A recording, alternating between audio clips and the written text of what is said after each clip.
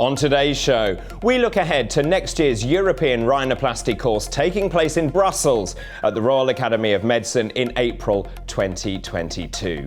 We'll tell you why it's a unique programme you cannot afford to miss, and we'll also tell you about the novel trends in rhinoplasty that you can appreciate during this European Rhinoplasty Course 2022. This is EUFOREA News, broadcasting from London.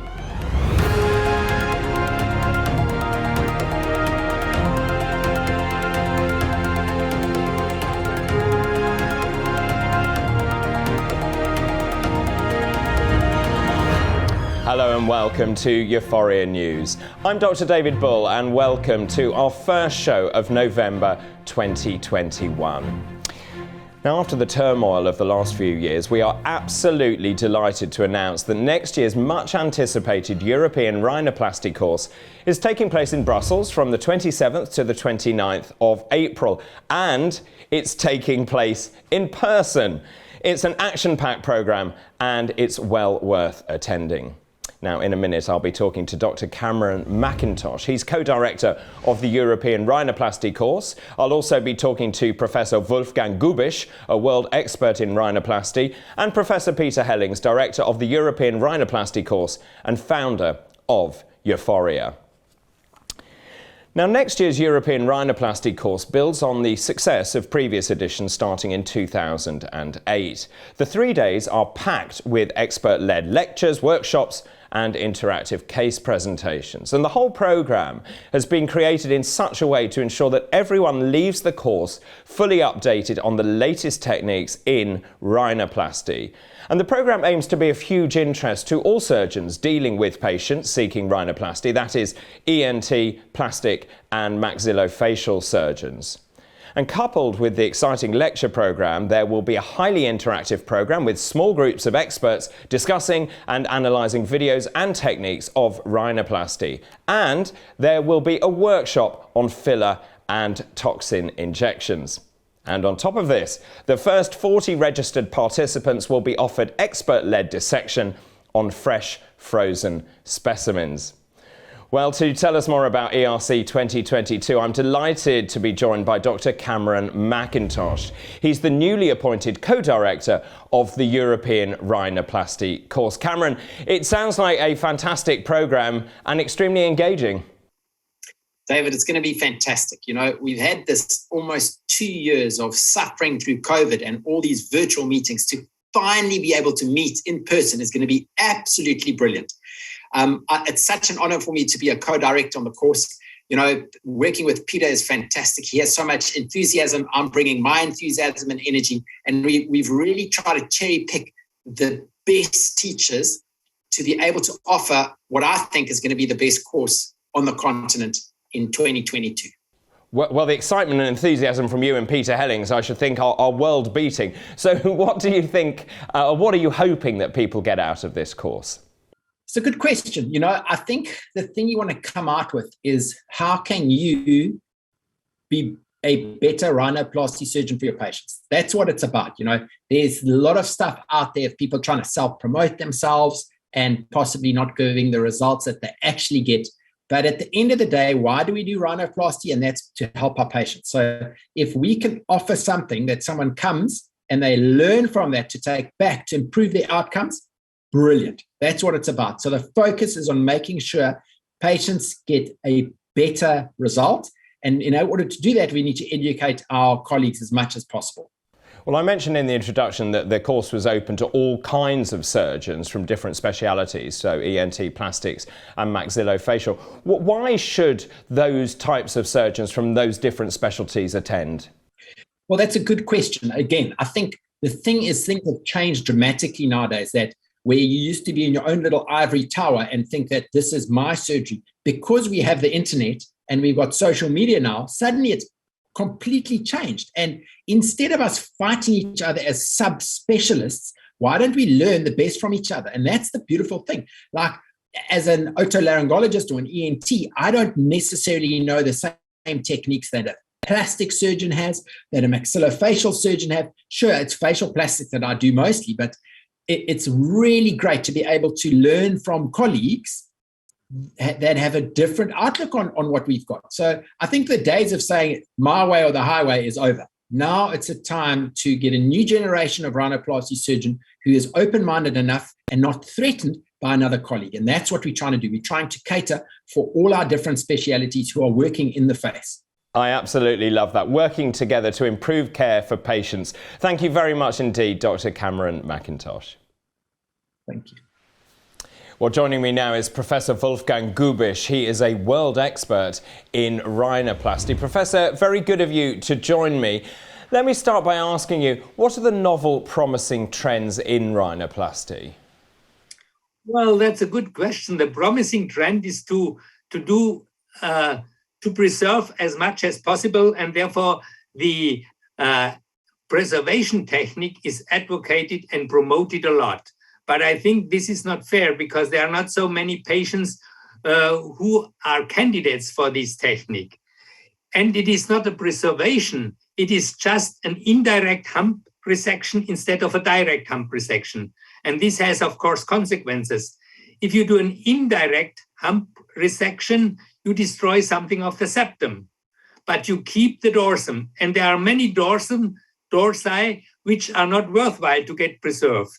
Second, if you do a push-down technique to bring down the hump, then you diminish the cross-section of the airways, so that you might have a problem there.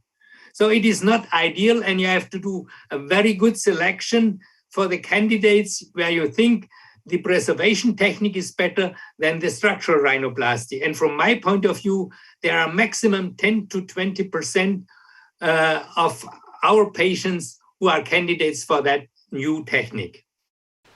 So in your experience then, how can surgeons learn the best techniques in rhinoplasty? Well, this is a good question. I think the best way to learn rhinoplasty, to see live a surgeon, to see also his problems and his difficulties. Therefore, the second best is a video, but the difficult situations where the surgeon was faced with problems are cut out, and therefore it looks smoother and easier. But these are the two important tools to learn rhinoplasty. So let me ask you, what sets the ERC apart from other courses? Well, first of all, I know this course quite well because I have been often invited to the faculty, and it is really a great course. Professor Hellings is able to collect a great number of great surgeons because he has a great network. The problem is that these surgeons have different ideas, and therefore it's not easy to find a consensus, and it's not easy for the attendants to get a home message back where they are sure this works in my hands. But on the other side, the course is extremely well organized. He has a cadaver lab where you can, under the control of very good surgeons, try to dissect these different tissue. There are always the hot spots in rhinoplasty are discussed. They are always on the agenda. There are always videos now, which I mentioned already are the best tool if you don't have live surgery. And so altogether, I think I can recommend this course quite well. And I think all the attendants will benefit from the course because there is also a good social life. That means these young colleagues are able to meet and discuss their problems with older experienced surgeons. So it's a great course and I recommend to attend it. Thanks. Well, thank you very much indeed, Professor Wolfgang Gubisch. Well, thank you very much. And lastly, I'm joined by Professor Peter Hellings. He's director of the European Rhinoplasty Course and founder of EUFOREA. Very good to see you, Peter. You must be extremely excited that we can finally meet in person at the ERC 2022. Yes, indeed, David. It will be a wonderful experience to meet again and exchange ideas about the novel trends in rhinoplasty, because all of us have developed skills and techniques in the meantime. And this European Rhinoplasty Course 2022 will give the opportunity to the juniors as well as the more senior rhinoplasty surgeons to exchange ideas and to learn from each other and get inspired to deliver the best possible results to our patients. So tell me, what are your personal feelings about the course? Why should people attend? What makes the course stand out? Well, the European Rhinoplasty Course stands out for many reasons. First of all, we have a top faculty. Secondly, we have a top program with a good combination of theoretical lectures, hands-on dissection facilities on fresh frozen specimens, as well as a very appealing program for the non-surgery and non-dissection participants. And last but not least, we organize this course not just in a boring hospital, but in a vibrant historic facility, which is the Academy of Medicine in Brussels, which is in the real touristic and vibrant heart of Brussels. And therefore, I think this course is just wonderful from many perspectives. Well, you mentioned there the course being held in a particular part of the city. Of course, Brussels is a great city, home to more than 1 million people, 10 centuries of history, and of course home to the European Parliament. So tell me, is there a social side to the conference as well? There is a social side, which I will not reveal for now, because this is always kept as a surprise for the participants coming from all over the globe. But as we are in the heart of Europe with not only EUFOREA, but also with this European Rhinoplasty course, we really pamper our participants and we make sure that not only at educational level, but also at social level, this course meets the highest expectations. Well, it sounds absolutely wonderful. Thank you very much indeed, Professor Peter Hellings. My pleasure, David. Bye-bye. Well, that's it for this first EUFOREA news show of November. Many thanks to my guests, to Dr. McIntosh and Professors Gubisch and Hellings. Now, you can find more information about ERC 2022 at European Rhinoplasty Course.eu. You can also find more information about EUFOREA and register for the EUFOREA meetings on the EUFOREA.eu website, where you can also sign up to receive the latest news via email. And don't forget to follow us on Twitter. The address for that is @EUFOREA. But until next time, goodbye.